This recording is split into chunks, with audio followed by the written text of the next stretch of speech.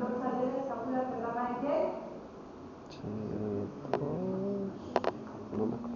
¿Del plego qué? Al menos el plego. Braquial.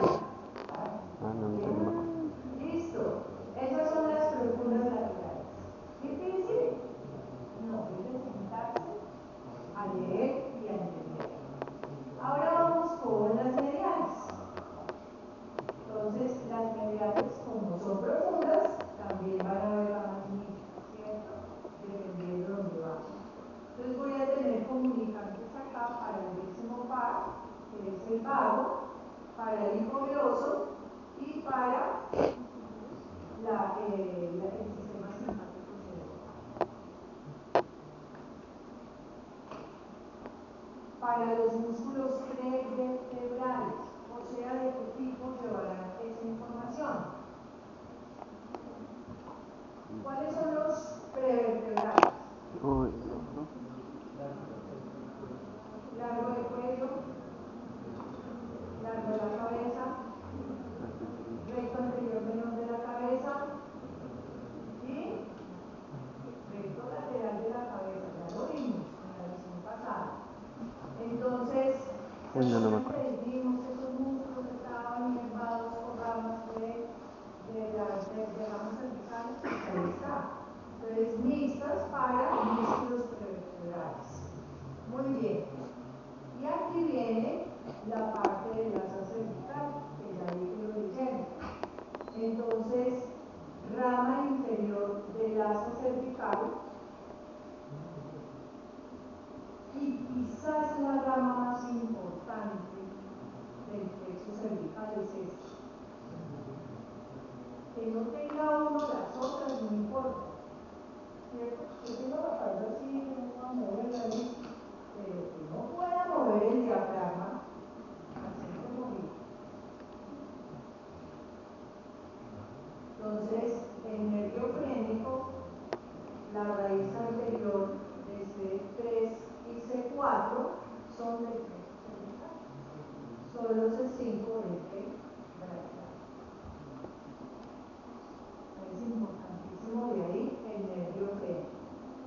Ahora, ¿por qué no menciono acá como tal la raíz inferior del asa cervical? Ya vamos a ver. Listo. Entonces, ese es el texto que ya mencionamos con toda su base. Entonces, lo que ven en negro, esto, son ramas profundas. Y las que ven en blanquito son ramas superficiales. Estas son las laterales, profundas laterales, para el esternocleido, para el trapecio, para el elevador, para el escalón medio. Y estas son las mediales. Entonces, ¿cuáles son las mediales? La raíz inferior del asa cervical. Raíz inferior del asa cervical. El nervio frénico. Y pues las comunicantes que acabamos ahorita de mencionar. Aquí están los superficiales, occipital menor, que se dirige hacia la parte posterior del pabellón auricular, el auricular mayor que va acompañando, va para el ángulo de la mandíbula, para el lóbulo de la oreja, y va acompañando a la vena yugular externa, el cervical transverso, que cruza el esternocleidomastoideo, que dirige hacia la parte inferior del cuello, y las supraclaviculares que van hacia la parte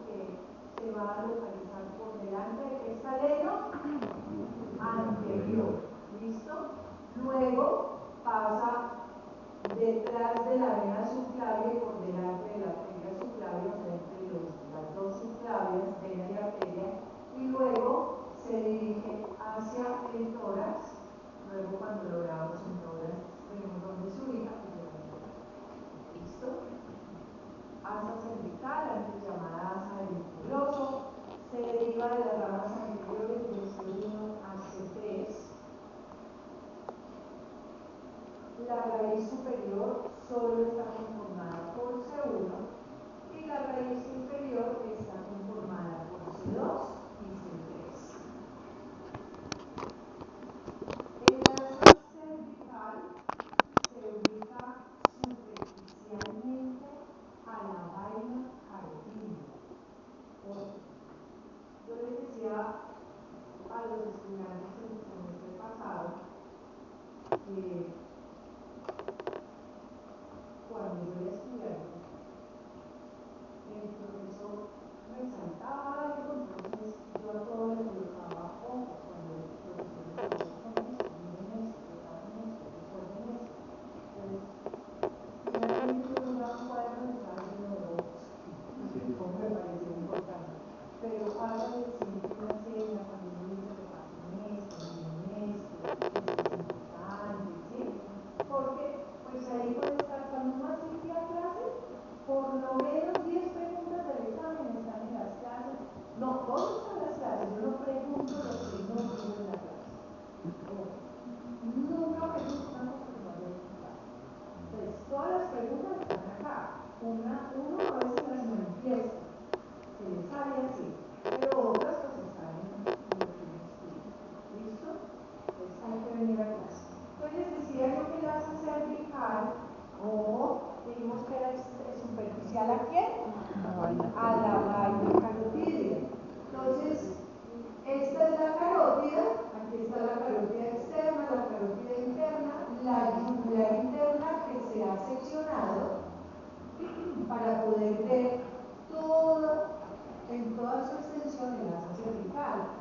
Por supuesto, si estoy viendo los vasos es porque retiré la vaina carotídea, pero usted debe imaginarse que eso está envuelto en vaina carotídea. Entonces, el asa es superficial a la vaina carotídea. ¿Listo? Y aquí tenemos la raíz superior que está formada, mira, aquí está C1, mira, acá está dando un nerviecito, mira, está en relación y pegadito al hipogloso, y este es el hipogloso. Y acuérdense que habíamos dicho que estaba en relación con el digástrico. Entonces ahí cerquita uno encuentra C1 y aquí vemos la raíz superior. Y C2 y C3 se van a unir para formar la raíz inferior de la asa cervical. C1 va a dar, miren acá la ramita, para el genioideo, que no lo vemos acá porque el genioideo es más profundo. ¿A quién? Al genioideo. Muy bien. Y esta es la otra ramita directa de C1 para este músculo que se llama ¿cómo? Tiroideo. El resto de músculos infraioideos, homoioideo, los dos dientes, esternotiroideo y esternoioideo, reciben inervación de la asa cervical. ¿Listo? ¿Alguna duda ahí? La diferencia del hipogloso de C1, tanto en el cadáver superior por El diámetro, sí. El hipogloso es el hipogloso. C1 es una hebrita que si uno se descuida la rompe. Listo. Más o menos es así. Miren, el hipogloso es el hipogloso. C1, pues aquí está mi negrosa, pero no, vean acá.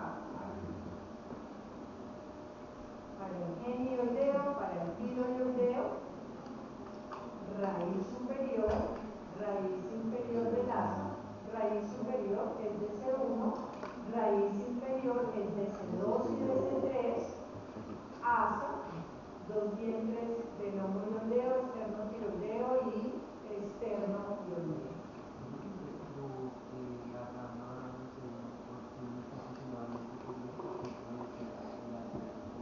Eso es lo que dice. Por eso es que antes se decía asa. Mira, uno puede ver esta porción que no está fusionada, puede ver de pronto que esta porción no está fusionada. Y a veces uno alcanza a separarla acá. Cuando vayas a la literatura de la práctica en la próxima semana,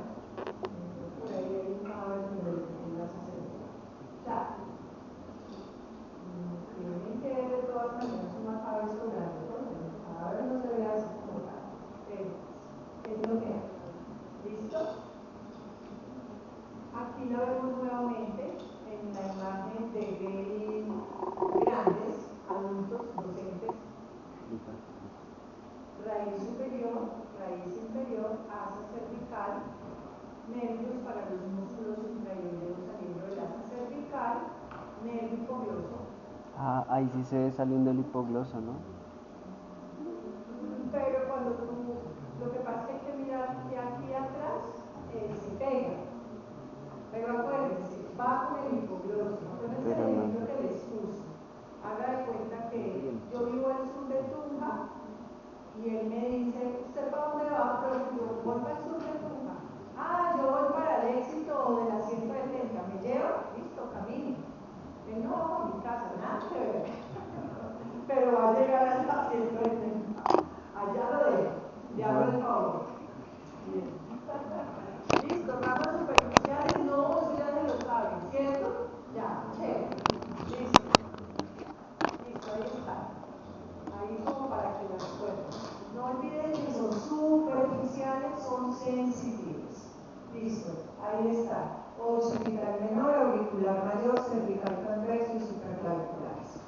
No vamos a repetir más eso. Esta es una imagen, ya la vimos y ya también saben qué porciones de piel va a inervar, recibe, acuérdense que la piel tiene, estas regiones tienen unos receptores que captan la información que por vía aferente viaja por cada uno de estos nervios.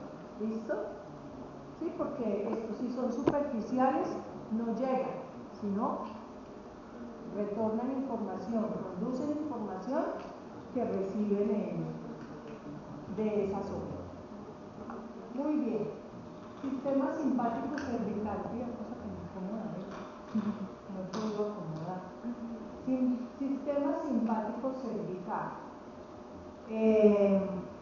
Esto lo vieron con el doctor Bernal el semestre pasado, ¿cierto? Sistema simpático en general. No, yo no me acuerdo, ¿No? la verdad. No. Bueno, debe ser que lo van a ver entonces en conjunto con la funcionalidad. Sistema nervioso autónomo. ¿Lo vieron? ¿No? Unos dicen que sí. Sistema nervioso autónomo. Lo que pasa es que esta es una parte del sistema nervioso autónomo. Esta es la parte cervical de la cadena simpática. ¿Listo? Bueno, entonces, en general, ¿para qué sirve el sistema simpático? O autonómico en general.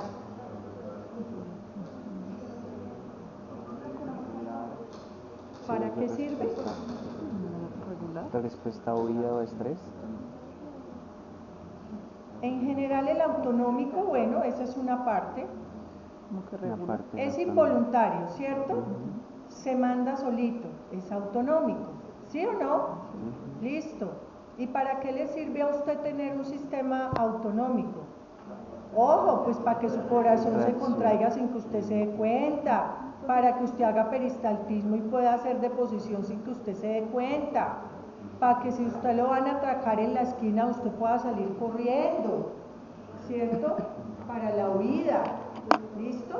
Entonces tenemos un sistema autonómico que está conformado por un simpático y un parasimpático. El simpático es, ¿qué distribución tiene el simpático? ¿Para vertebral? Sí, para vertebral. Columbar. Y el parasimpático es visceral. ¿Cómo? Entonces, ¿eso qué quiere decir? ¿Qué dijo? Que las neuronas tienen que salir de las altas intermedio-laterales y sale la información. O sea, que aquí realmente no, la información de esta región cervical no es que realmente ya salió de la médula, ¿cierto? Y se distribuyó hacia allá. ¿Listo? Sino que por la posición, porque aquí solo vamos a hablar de la parte cervical, pero eso continúa en el tórax. Por la posición, pues lo llamamos sistema simpático cervical. ¿Qué tenemos entonces del sistema simpático cervical en el cuello? Vamos a tener una cadena, la llamamos así, cadena simpática cervical, que está conformada por un cordón que ha ascendido y que en el intermedio de ese cordón voy a tener unas dilataciones que son los ganglios autonómicos simpáticos o ganglios simpáticos cervicales. Esos ganglios simpáticos, cuando está uno en vida embrionaria, son 8.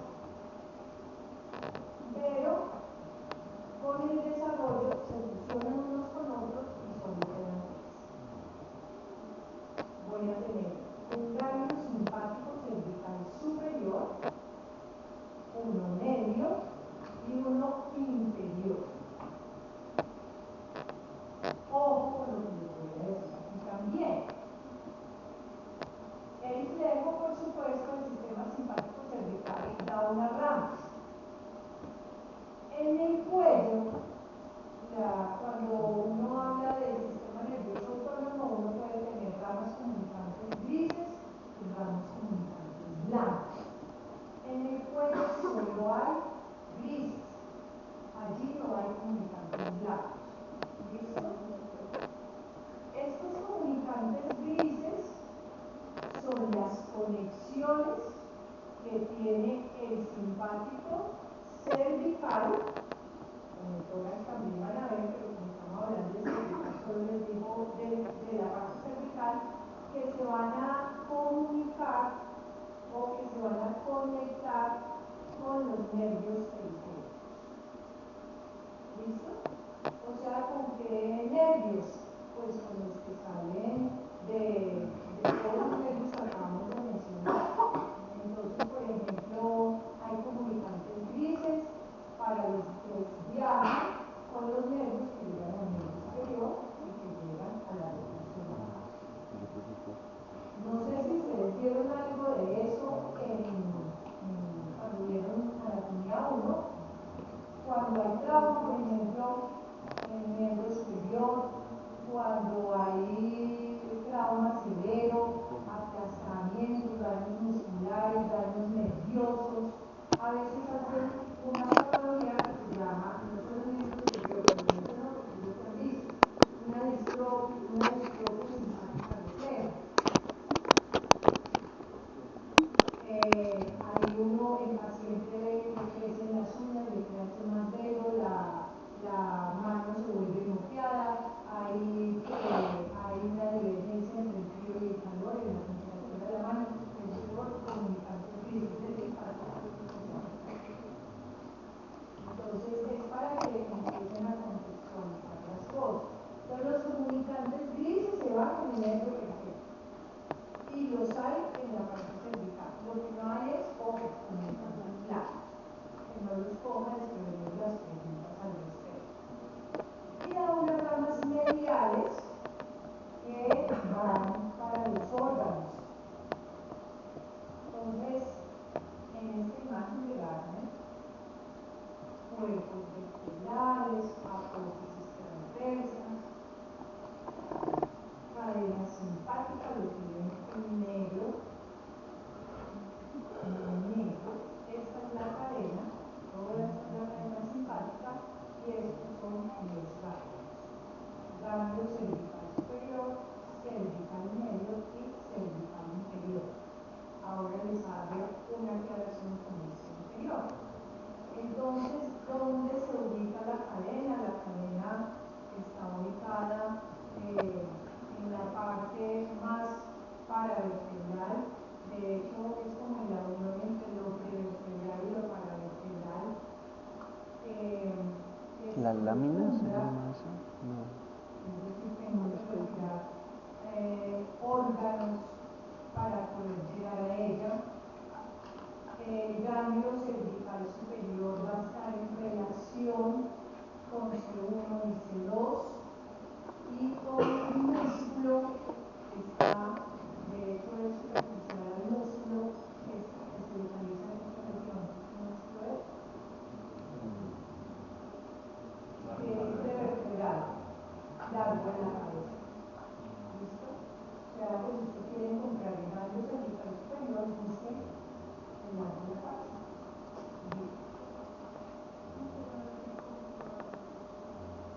Como dilataciones. Ahorita más adelante creo que tengo uno, porque se me súper, pero en el cabello se los debe señalar a la cara.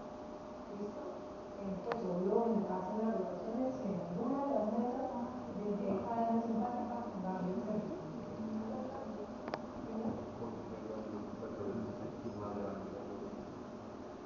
Porque puede ser que tenga más contenido neuronal, porque así lo hizo la naturaleza. Es más grande, es cierto. Entonces, en esta imagen de Gratz, entonces podemos ver la relación con el longus capitis, con el longo largo de la cabeza. Miren, este es el ganglio cervical superior. ¿Listo?